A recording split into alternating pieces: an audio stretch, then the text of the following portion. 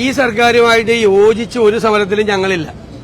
കാരണം ഇവര് ഡൽഹിയിൽ ചെന്നാൽ നരേന്ദ്രമോദിയുടെ മുന്നിലും അമിത്ഷായുടെ മുന്നിലും ഓച്ചാനിച്ച് നിൽക്കുന്ന ഒരു മുഖ്യമന്ത്രിയും ഭരണകൂടമാണുള്ളത്. അതിന്റെ കൂടെ ഞങ്ങളില്ല സമരം ചെയ്യാൻ. അവര് പുറത്ത് സമരം ചെയ്യുന്നു എന്ന് പറഞ്ഞ് ജനങ്ങളെ കബളിപ്പിക്കുകയും അകത്തുപോയി മോഡിയും അമിത്ഷായും പറയുന്ന പേപ്പറിൽ ഒപ്പുവെച്ചു കൊടുക്കുകയും ചെയ്യുന്ന സർക്കാരാണിത്. PM-ശ്രീ പദ്ധതി ഉൾപ്പെടെയുള്ള കാര്യങ്ങൾക്ക് ഈ ഗവൺമെന്റിന്റെ നിലപാട് എന്തായിരുന്നു എന്ന് വളരെ വ്യക്തമാണ്. ഇവരുടെ കൂടെ കൂടി പോയാൽ, സമരം ചെയ്യാൻ പോയാൽ ഞങ്ങൾ കൂടി വഷളാവും. ഇവർക്ക് ഒരുപാട് കേസുകളിൽ നിന്ന് രക്ഷപ്പെടാൻ വേണ്ടി പരസ്പര ബാന്ധവമാണ് BJP നേതൃത്വവും സംസ്ഥാനത്തെ CPM നേതൃത്വവും. അത് കേരളത്തിലെ ജനങ്ങൾക്കറിയാം. മാത്രമല്ല, ഭൂരിപക്ഷ വർഗീയതയെ BJPയുടെ പോലെ പ്രോത്സാഹിപ്പിക്കുകയാണ് CPM കേരളത്തിൽ. അറിയാലോ, വെള്ളാപ്പള്ളി നടേശനെ കൊണ്ട് വിദ്വേഷ പ്രസ്താവനകൾ നടത്തിച്ചത് മുഖ്യമന്ത്രി പിണറായി വിജയനാണ്. അത് ഞങ്ങളുടെ ആരോപണമാണ്. AK ബാലൻ അതിന് സമാനമായ ചില പ്രസ്താവനകൾ നടത്തിയപ്പോൾ കാര്യം വ്യക്തമായി. BJP സംഘപരിവാർ സഞ്ചരിക്കുന്ന അതേ വഴിയിലാണ് CPM-ഉം ശ്രീ പിണറായി വിജയനും സഞ്ചരിക്കുന്നത്. കാരണം എല്ലാ സ്ഥലത്തും സംഘപരിവാറിന്റെ രീതി മതങ്ങളെ തമ്മിൽ അടുപ്പിച്ച് അതിൽ നിന്ന് രാഷ്ട്രീയ മുതലെടുപ്പ് നടത്തിയാണ്. അതേ ശൈലിയാണ് കേരളത്തിൽ കഴിഞ്ഞ പാർലമെന്റ് ഇലക്ഷന് ശേഷം ശ്രീ പിണറായി വിജയന്റെ നേതൃത്വത്തിൽ നടക്കുന്നത്. ഇത് ഭൂരിപക്ഷ വർഗീയതയെ പ്രോത്സാഹിപ്പിക്കാനുള്ള ശ്രമം. അതുവരെ ന്യൂനപക്ഷ വർഗീയതയാണ് പ്രോത്സാഹിപ്പിച്ചിരുന്നത്. ഇപ്പൊ ഭൂരിപക്ഷ വർഗീയതയെ പ്രോത്സാഹിപ്പിക്കുക, അതിൽ നിന്നും ജനങ്ങളെ കബളിപ്പിക്കാൻ വേണ്ടിയിട്ട് നടത്തുന്ന സമരമാണ്. അല്ലാതെ രക്തസാക്ഷി മണ്ഡപത്തിൽ ഇവര് സമരം നടത്തിയ എന്താ കാര്യം? ഒരു കാര്യമില്ല. ഇവരവിടെ പോയി സെറ്റിൽ ചെയ്യാൻ BJP നേതാക്കന്മാരുമായിട്ട് സന്ധിയാണ്. രാഷ്ട്രീയമായ അവിശുദ്ധ ബാന്ധവമാണ്. അത് മറച്ചു പിടിക്കാൻ വേണ്ടിയിട്ടുള്ള സമരമാണ്. ആ സമരത്തിനൊന്നും ഞങ്ങളില്ല.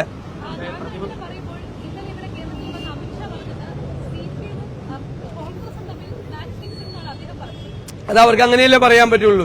ഞങ്ങൾ CPM-ഉം ഞങ്ങൾ ഒരുമിച്ചാണെന്ന് അമിത്ഷായ്ക്ക് പറയാൻ പറ്റുമോ? ഇവിടെ കോൺഗ്രസും CPM-ഉം നേരിട്ട് ഏറ്റുമുട്ടുകയാണ് എന്നറിയാൻ പാടില്ലാത്ത ആരാണ്? ആ കൂട്ടത്തിൽ കോൺഗ്രസ് വിരുദ്ധത ഉള്ള BJP CPM-നെ സഹായിക്കുകയാണ് കേരളത്തിൽ. അതാണ് നടന്നുകൊണ്ടിരിക്കുന്നത്. ഒരിക്കൽ കൂടി മുഖ്യമന്ത്രി ബേപ്പൂരിലെ പോലീസ് സഖ്യമൊക്കെ ഓർമ്മിപ്പിക്കുന്നു. RSSന്റെ ആടയാഭരണങ്ങൾ എടുത്തണിയാൻ ഒരു മടിയില്ലാത്തവരാണ് പ്രതിപക്ഷം പറഞ്ഞിട്ടാണ് മുഖ്യമന്ത്രിയുടെ ഇന്നത്തെ ഒരു ഭാഗമാണ്. RSSന്റെ വോട്ട് കിട്ടി ആ മുന്നണിയിൽ ജയിച്ചു വന്ന ആളാണ് പിണറായി വിജയൻ. കേരളത്തിലെ ഒറ്റ കോൺഗ്രസുകാരനും ഒരു RSSകാരന്റെ പിന്തുണയോടുകൂടിയും ഒരു BJPയുടെ പിന്തുണയോടുകൂടി നിയമസഭയിൽ വന്നിട്ടില്ല. ഞങ്ങൾ ആരും അന്നത്തെ ജനസംഘത്തിന്റെ പിന്തുണയോടുകൂടി ഒരുമിച്ച് മത്സരിച്ച് ഒരേ പാനൽ മത്സരിച്ച് KG മാരാരാണ് അദ്ദേഹത്തിന്റെ തെരഞ്ഞെടുപ്പ് കൺവെൻഷനിൽ പ്രസംഗിച്ചത്. അങ്ങനെ വന്ന ആളാണിത്. പിന്നെ അധികാരത്തിൽ വന്നപ്പോൾ സ്വന്തം നമ്പർ 1 കാർ മാറ്റി ഹോട്ടലിൽ വന്ന് RSS നേതാക്കളുമായി രഹസ്യ ചർച്ച നടത്തിയ CPM മുഖ്യമന്ത്രിയാ പിണറായി വിജയൻ. RSS വിരുദ്ധതയും സംഘപരിവാർ വിരുദ്ധതയും ഞങ്ങളെ പഠിപ്പിക്കാൻ പിണറായി വിജയൻ വരണ്ട. അവരുടെ കൂട്ടിലാണ്, അവരുടെ കീഴിലാണ്. പഴയ ചരിത്രവും പറയിപ്പിക്കണ്ട. അവരുടെ കൂടെയായിരുന്നു. അവരുടെ കൂടെ ഞാൻ ഇപ്പൊ കാണിച്ചു തരാം നിങ്ങളെ പ്രസ്താവന. RSSുമായി കൂട്ടുകൂടേണ്ടി വന്നിട്ടുണ്ട് എന്ന പിണറായി വിജയന്റെ പ്രസ്താവന ഞാനിപ്പോ കേൾപ്പിച്ചുതരാം നിങ്ങളെ.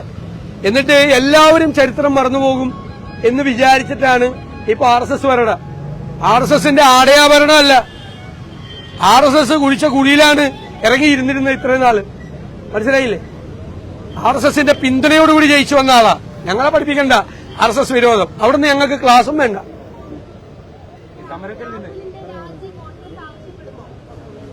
പാർട്ടിക്ക് പുറത്തുള്ള ആളുകളോട് എങ്ങനെ രാജി ആവശ്യപ്പെടുന്നു? ഞങ്ങൾ ആ വിഷയത്തിൽ ഞങ്ങളൊന്നും പ്രതികരിക്കുന്നില്ല. ഞാൻ ഇന്നലെ പറഞ്ഞതാണ്.